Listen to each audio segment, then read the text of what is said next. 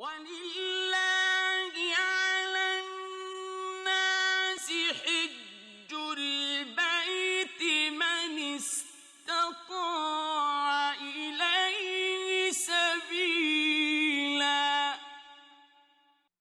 وَمَن كَفَرَ فَإِنَّ اللَّهَ غَنِيٌّ عَنِ الْعَالَمِينَ. ان الحمد للہ والصلاۃ والسلام علی رسول اللہ. اعوذ باللہ من الشیطان الرجیم. بسم اللہ الرحمن الرحیم. قال اللہ تعالیٰ فی سورۃ البقرہ: قل بل ملۃ ابراہیم حنیفا وما کان من المشرکین. اے نبی صلی اللہ علیہ وسلم کہہ دیجئے کہ راہ راست کا طریقہ سب کو چھوڑ کر ابراہیم علیہ السلام کا طریقہ ہے، اور ابراہیم علیہ السلام مشرکوں میں سے نہ تھے. ناظرین کرام، راہ راست محض اسلام کا لیبل لگانے سے نہیں مل جاتی.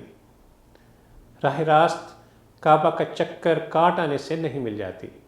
راہ راست جب ملتی ہے جب بندہ ابراہیم علیہ السلام کی طرح حنیف بندہ بن جائے، جس میں شرک کی ذرا سی بھی آلائش نہ ہو. اور پھر اللہ عز و جل کا یہ حکم بھی ہے ہر مومن کے لیے کہ ملت ابیکم ابراہیم، قائم ہو جاؤ اپنے باپ ابراہیم علیہ السلام کے طریقے پر. ابراہیم علیہ السلام کا طریقہ کیا تھا؟ یہ کہ انہوں نے ہر طرف سے منہ موڑ کر اپنی زندگی کا رخ صرف اور صرف اللہ رب العزت کی طرف کر لیا تھا. اس کی محبت کو اپنے دل میں بسا لیا تھا.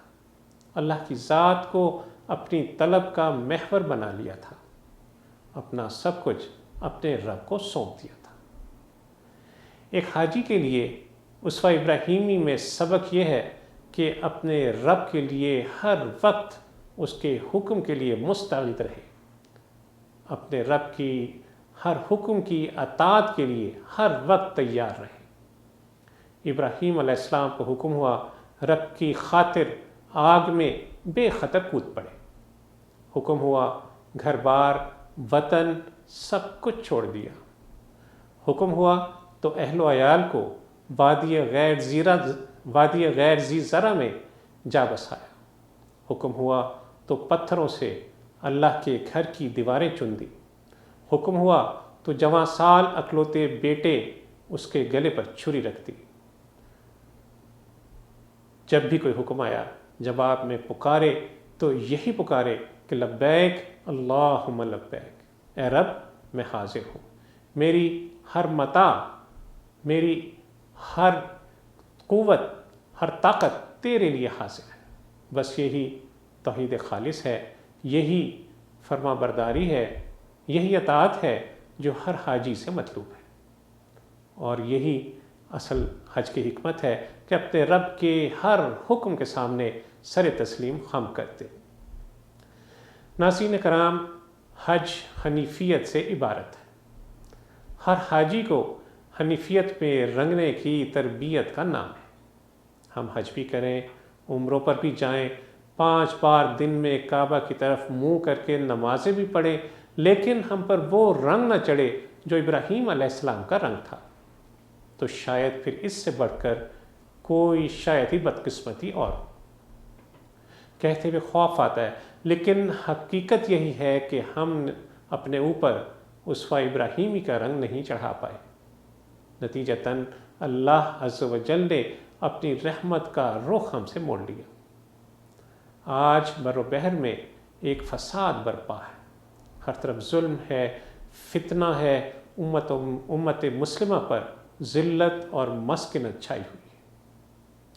اغیار کا ہم پر تسلط ہے، ہم باہم نااتفاقیوں میں اور عداوتوں میں بٹے ہوئے ہیں. اس روئے زمین پر سب سے ارزاں چیز آج مسلمان کا لہو ہے. دنیا کے ہر کونے میں مسلمان کو دہشت گرد کہہ کر اس کی عزت کو پامال کیا جا رہا ہے.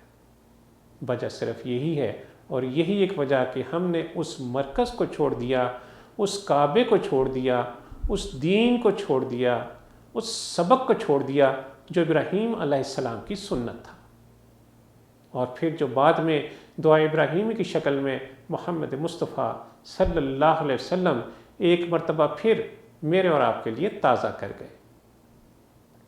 ناظرین کرام، آج اس امت کا کون سا رنگ ہے جو غیر مسلموں سے، مشرکوں سے الگ ہو؟ ہمارا دل بے شمار ٹکڑوں میں منقسم ہے اور ہر ٹکڑے میں ایک الگ معبود بسا رکھا ہے۔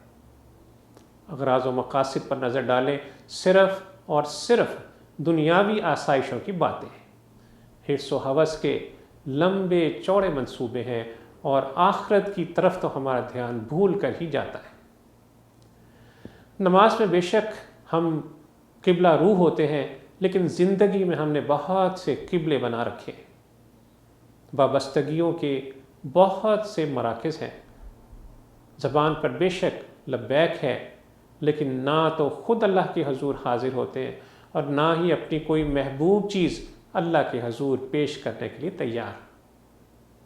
قربانی تو دور کی بات ہے، اپنی کوئی خواہش، اپنی کوئی پسند کی چیز ہم چھوڑنے پر تیار نہیں۔ ناظرین کرام، یہی وجہ ہے کہ حج ہو یا کوئی بھی دوسری عبادت، سب کی سب بے جان رسومات بن کر رہ گئی۔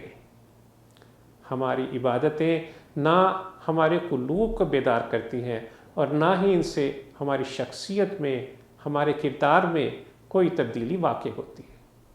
اس حالت کو بدلنے کی ضرورت ہے۔ اللہ عز و جل سے دعا ہے کہ ہمیں اسوہ ابراہیمی پر چلنے کی توفیق عطا فرمائے۔ وصلی اللہ تعالی علی خیر خلقہ محمد وعلی آلہ وصحبہ وسلم۔